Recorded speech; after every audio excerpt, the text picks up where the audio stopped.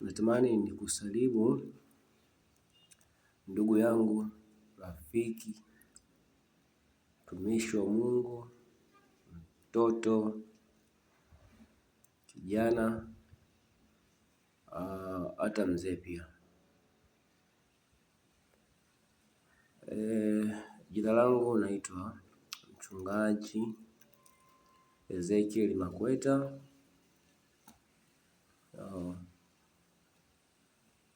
Natamani tuzungumze kidogo juu ya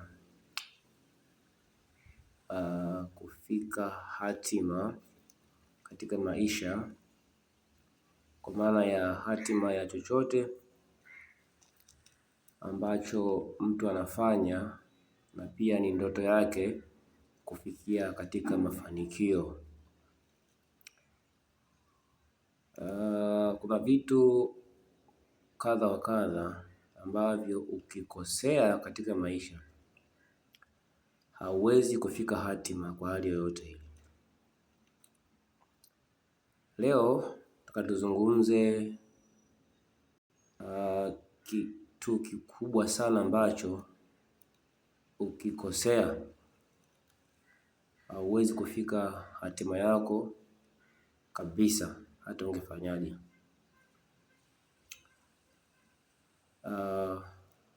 Kikubwa cha kwanza nataka tuzungumze kwa leo ni kuhusu mahusiano.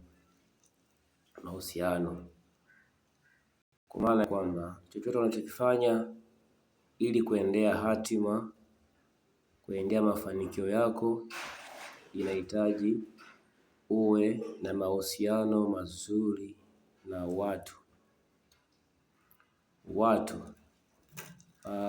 rika zote, status zote, jinsia zote.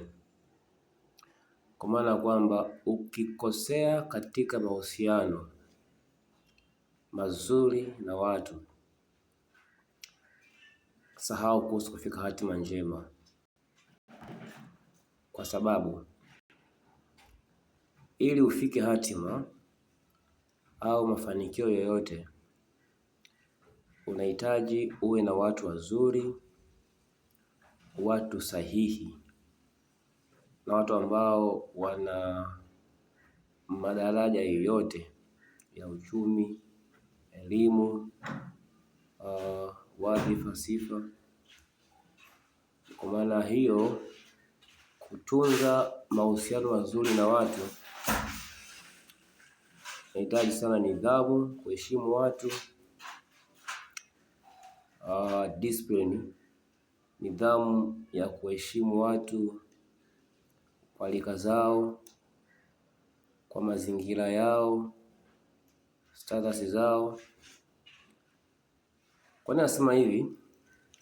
Kuna watu walishindwa kufika hatima kwa sababu ya kukosa nidhamu kwa watu wengine. Unaweza kuwa na kipaji, ujuzi, elimu, lakini kama hautakuwa na nidhamu, ni ngumu sana kufika kwenye hatima yako, ama kipawa chako kikafanya kazi hata ukakiona, si rahisi sana. Kujifunza sana kuheshimu watu, jifunze sana nidhamu, jifunze sana kujenga mahusiano mazuri na bila kubagua status ya mtu, mazingira ya mtu, ama vile walivyo. Hiyo ndio siri ya kwanza kabisa ya kuweza kufika hatima. Maana kuna wengine waliharibu destiny zao kwa sababu ya kutokuwa na mahusiano mazuri na watu wengine. Barikiwe. Wakati mwingine tutaendelea na mada nyingine katika hali ya kufikia hatima. Barikiwe sana.